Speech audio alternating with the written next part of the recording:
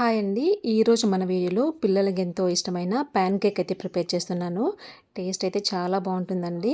Morning మా బాబు స్కూల్కి వెళ్ళేటప్పుడు ఈవినింగ్ నేను వచ్చేలాగా ఏదైనా కేక్ చేయి మమ్మీ అని చెప్పేసి వెళ్ళాడు. కానీ నేనేదో పనిలో ఉండి మర్చిపోయానండి. టైం చూస్తే 4 అయిపోయింది. కానీ 10 మినిట్స్లో ఏం చేయాలని ఆలోచిస్తున్నప్పుడు ఈ ప్యాన్ కేక్ అయితే చేశాను. ఈ ప్యాన్ కేక్ మా బాబుకి అయితే చాలా బాగా నచ్చిందండి. తప్పకుండా మీ పిల్లలు కూడా ఒకసారి ట్రై చేయండి. దీనికి ఎక్కువ ఇంగ్రీడియంట్స్ కూడా ఏం అవసరం లేదు. ఈ ప్యాన్ కేక్ చేసుకోవడానికి 2 ఎగ్స్ అయితే తీసుకుంటున్నాను. Pinch of salt, half table spoon vanilla essence, half cup sugar, 1 cup milk వేసుకొని బాగా మిక్స్ చేసుకోవాలండి.